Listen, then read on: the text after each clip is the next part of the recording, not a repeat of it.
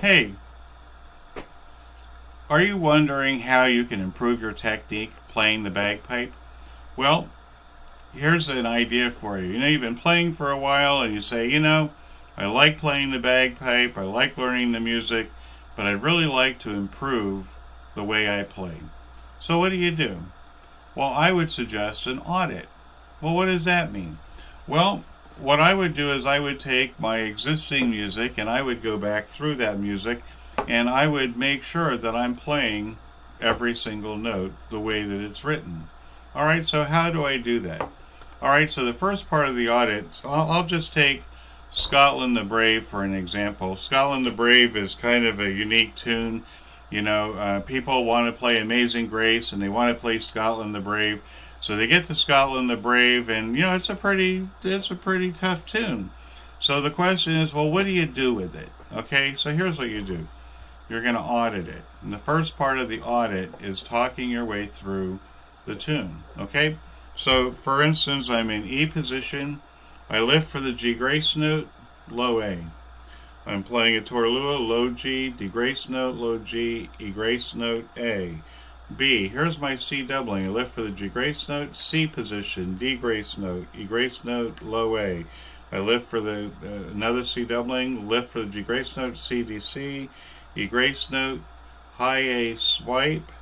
That's my high A doubling. Swipe again. Here's my grip, low G, D grace note, low G, high A, E. I lift for the G grace note, C position, D grace note, E grace note, low A. Here's my D throw, low G, D, C, D, full G, F, D. I lift the G grace note, C, D, C, E grace note, A. You got the idea? That's what you need to do. You need to talk your way through this a few times until you're fluently talking your way and moving your fingers at the same time. The second part of the audit is to lift and hold all of the G grace notes. We say, well, why should I do that? Well, most people, when they're playing doublings and their technique isn't all that great, they usually miss the G grace note at the beginning of the doublings.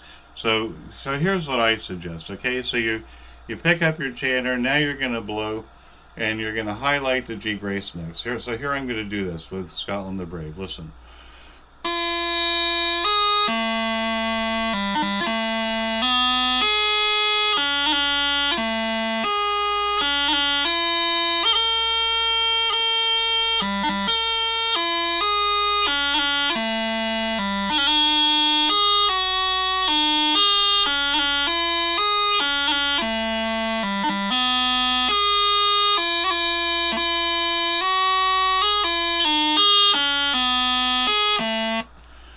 Now, that could get a little tricky if you saw what I did going from the B to the E doubling. I'm in B position.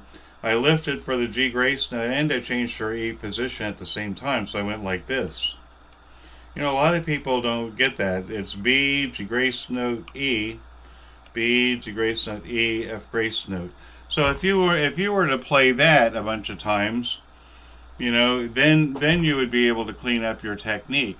But the secret to building good technique on the bagpipe is learning how to control what comes out of the bagpipe, and that's definitely the speed.